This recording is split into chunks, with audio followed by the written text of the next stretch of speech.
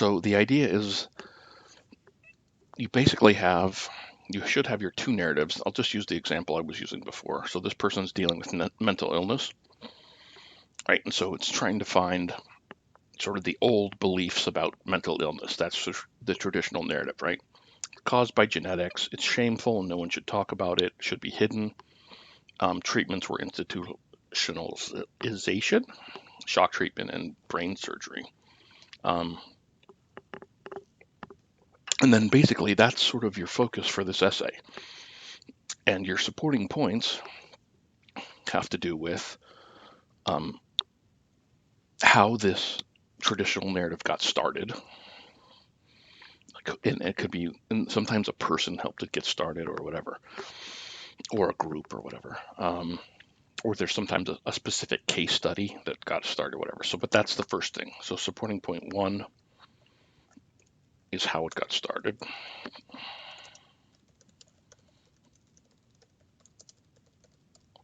Second point is what are the elements of the narrative. So I'll give an example of that. And then how the narrative was spread.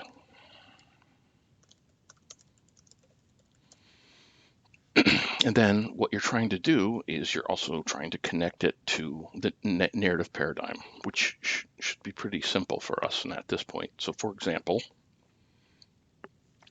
so this is the first supporting point for the mental illness idea. So my job is to sort of talk about the origins of it and the beginnings of it, something like that. By viewing the traditional narrative regarding mental illness in America through the narrative paradigm, it becomes clear that society's goal was to keep mental illness hidden and generally untreated.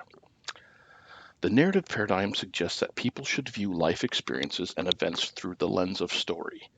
So that's the key. All you're really doing is transforming whatever the narrative is in your subject and using the language of story to talk about it. So applying this, the narrative paradigm, applying this to the story of mental illness in America reveals that in the beginning, the plot of the story was to hide or deny the existence of mental illness. The characters who were involved probably did more harm than good, and the setting was often a poorly run mental institution where many people lived out their lives.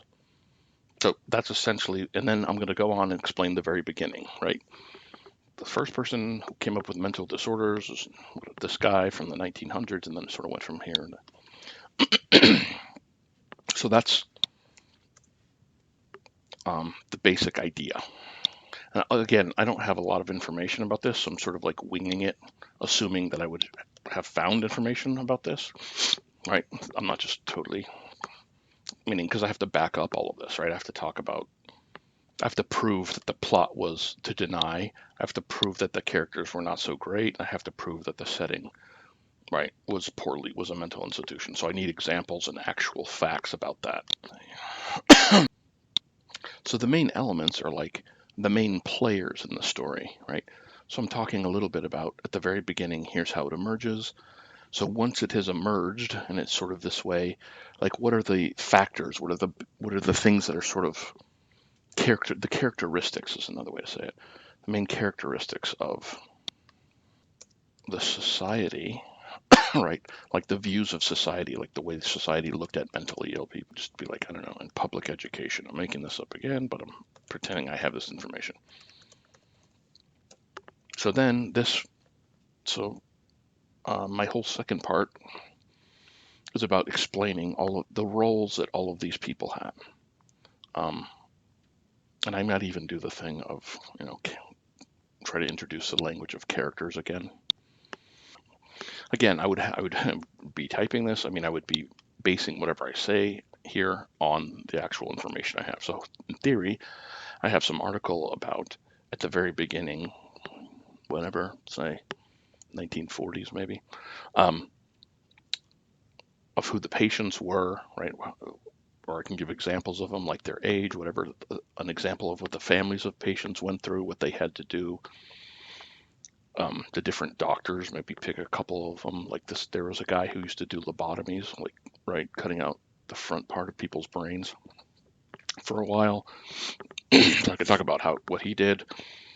And then I could talk about the views of society in general, and then how it was talked about in schools, if it was at all.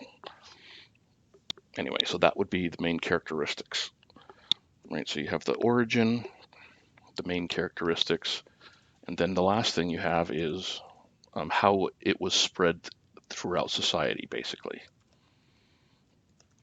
And so I could make a case here that it was spread throughout society by the emergence of media like television and movies, right? So we start to characterize crazy people. And so there becomes this notion of how, this is how crazy people are and what crazy people do and like whatever. And that sort of helps to solidify this idea that you should never talk about it. It's sort of shameful. There's really no more help for it. So that's going to be my literature reviews about articles that help me show these things. Right. And then my next essay will take some of this essay that I'm writing, right? So I'll be able to use it. And then I will build on it. I will add to it. And I will start to talk about the changes that happened when the first change came about, who was the change agent, like who did it, how attitudes shifted, and sort of showing where we are now. I hope this makes some sense. If it doesn't, please ask. So the key for you, for any of you, really, is to make sure you have a pretty solid, traditional narrative. Like it needs to be really distinct from the newer narrative, right? So the newer narrative that I'm going to do for this one would eventually be there's different types of illnesses and they can be diagnosed. Different mental illnesses should be treated differently. Mental illness is caused by chemical imbalance. Mental illness can be helped by talking out issues in therapy and can be treated by medication. These are all sort of the newer narratives. And that's for the next essay for me. In any event. So that's basically the idea of the essay. And I've been working on writing J and on the discussion board, so on, just to try to help people identify and sort of flesh out their narratives, right? To go from a one sentence traditional narrative to different characteristics so that you can sort of talk about them